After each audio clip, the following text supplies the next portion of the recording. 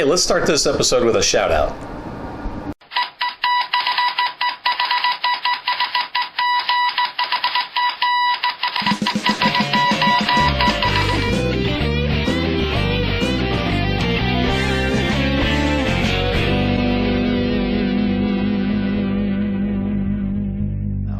And that shout out goes to Chris Lyon. I really enjoy Chris's videos. I'm sure he's no stranger to you because he's a wonderful videographer as well as model railroader. He does a great job in some how-to videos like painting your backdrop or how to do prototypical operations. But he also does a wonderful job in capturing a variety of different layouts that he visits and brings those to us from up in his area in Canada. And I really appreciate, he does a great job in his videos, but I really appreciate that he takes his time exploring those layouts. He usually does an episode that interviews the owner of the layout, so you get a chance to know who they are, what they're going for, what their background is, and so on. And then he has a couple of episodes, usually just explores the layout end to end. That really helps you understand how it's all connected, the towns, the industries, how the track and the trains operate. And that's very interesting. And then he finally puts together usually a video or two of an operating session following a passenger train or some freight trains around and just seeing it switch and how it all ties together. And this is not just your average helicopter flyover kind of tour. He really takes his time, and I appreciate that. I know it takes a lot of his time, but he's a master videographer as well as a great interviewer. So Chris, big shout out to you. Keep up the good work, and I really appreciate all the videos that you post for us and look forward to your next one. Thank you. So in this episode, we're going to continue on with our experience at the National Model Railroad Association convention last summer up in Cleveland, Ohio. And we got a chance to stay there for the public day, which starts on a Friday and then goes for the weekend. And in the morning, they only open it up to the convention goers, so everybody was anxiously going around and checking out all the different vendors and exhibits and layouts that were brought in. I have to say I was very impressed. It's a humongous exhibit hall, and takes you a good part of a day to get around to see everything. And it was great to check out what's new and what the vendors were offering, but also some of the wonderful layouts that were brought in by clubs and individuals. There was a fantastic layout that was there by the brought up, I think it was from Dayton, Ohio, the Miami Valley Model Railroad Club brought up a great sectional layout and had some really long trains running. That was a lot of fun. And as I'm going up and down the different aisles, I ran into another YouTube model railroader. And you'll recognize James. His channel is JLWII2000. He does a great job on his videos, as well as does a lot of reviews. And so I've always enjoyed watching him. So it was great to actually recognize him and go up and say hi at the convention. He, of course, then posted his videos, I think, soon after the convention. And he focuses mostly on the vendors and what the vendors were offering. So I put together a little bit of video that I captured, mostly of just the exhibits that were brought, the different layouts that were running, just so you can kind of see some of the great trains and some of the great layouts that were on display. So let's watch that.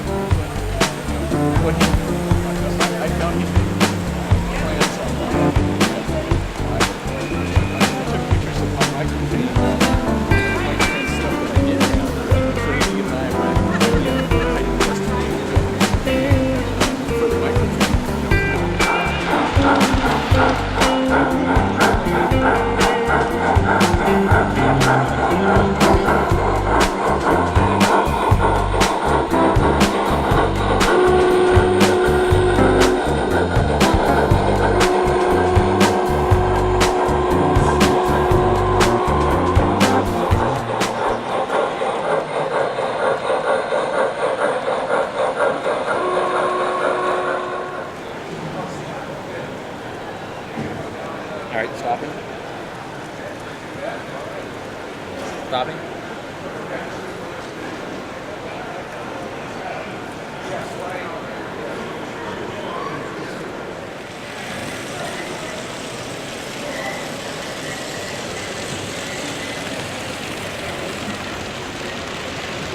Now let me ask you something. Right here.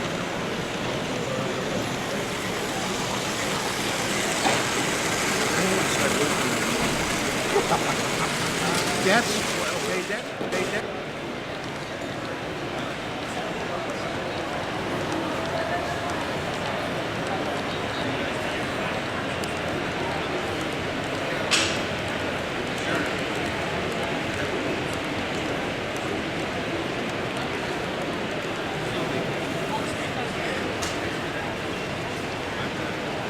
No, I've been out in Phoenix area for 36 years. After I lived in Romney, I went up there.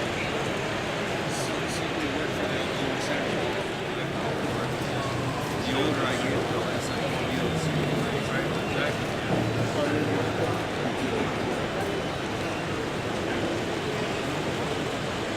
But every year we try to get together.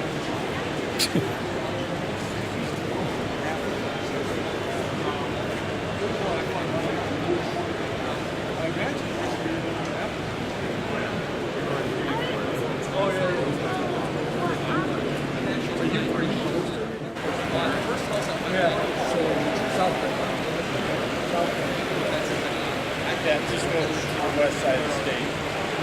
South Bend, right on top. Well, I'm taking an interest in that.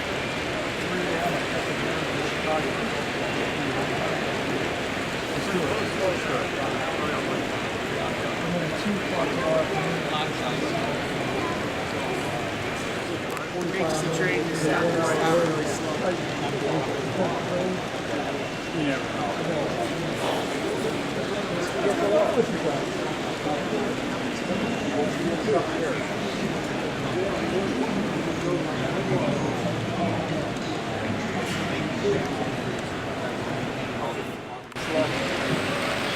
But I live in the middle of Wisconsin. He lives in Arizona. We're all over. He lives in Arizona. Club members. Very southern tip of the Upper Peninsula. But I live in the middle of Wisconsin. He lives in Arizona. We're all over. He lives in Arizona.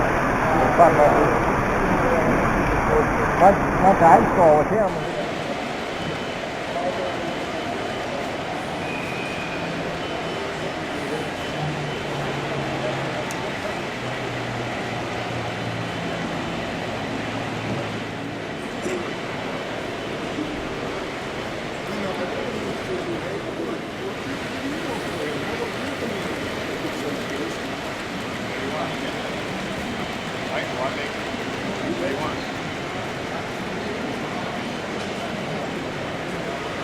I know, it's still.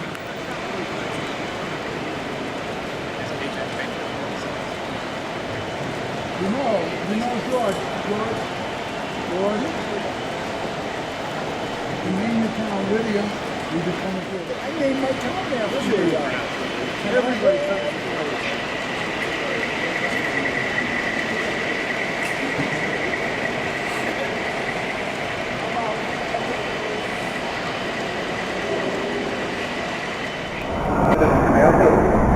I made this one for Stu here too, so I can put his name. Looks like I have a name for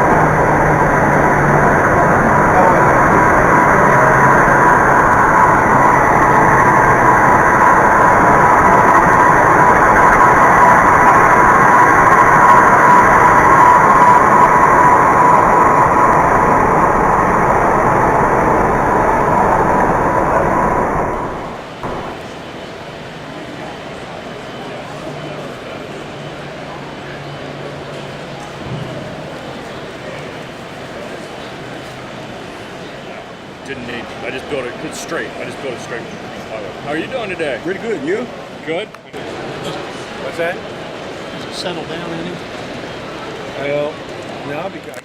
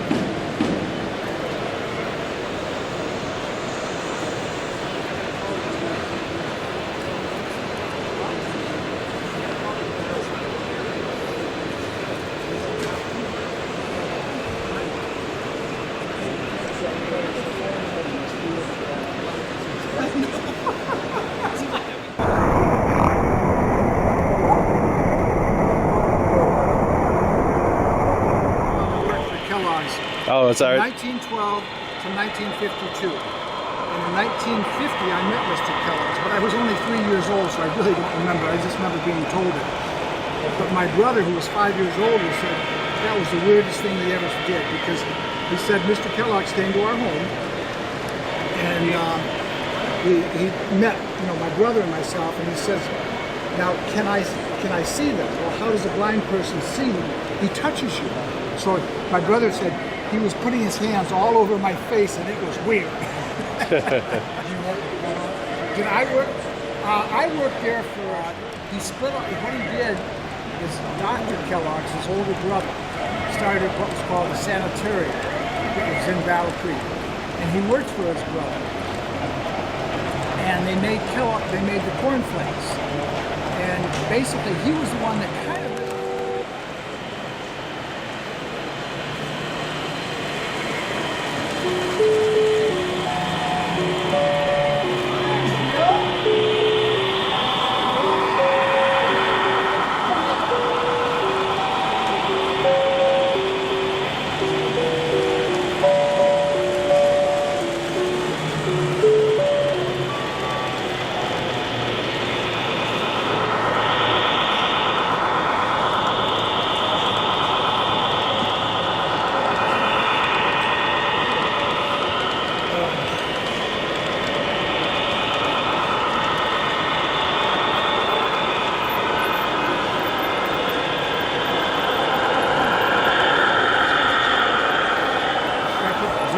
What? Oh, yeah.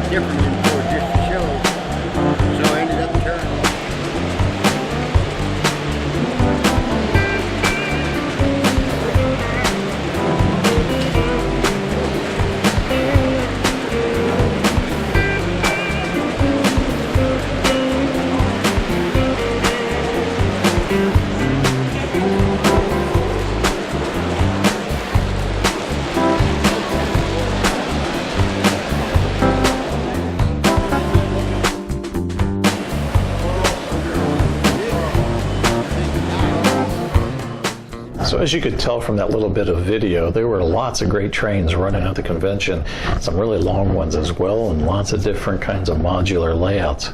You could probably tell there was that one section that was for sale for $200, and that's right, it was actually 2 segments that were for sale. It was a real bargain, and I would have gotten it, but you had to wait until the end of the show to take possession, because obviously they wanted it to operate throughout the show. Plus, I didn't have any way to get it on an airplane to head back home after the show. But somebody got a really good bargain for only $200, because they had lots of good detail, had some great buildings, and so that was a great deal that you can sometimes find at these conventions. So that sounds like our train is coming. We are about out of time for this episode. Thank you again for joining me for this adventure, and I look forward to seeing you in the next episode, which hopefully will be posted in about a week. So keep those trains running on time, and we'll see you then.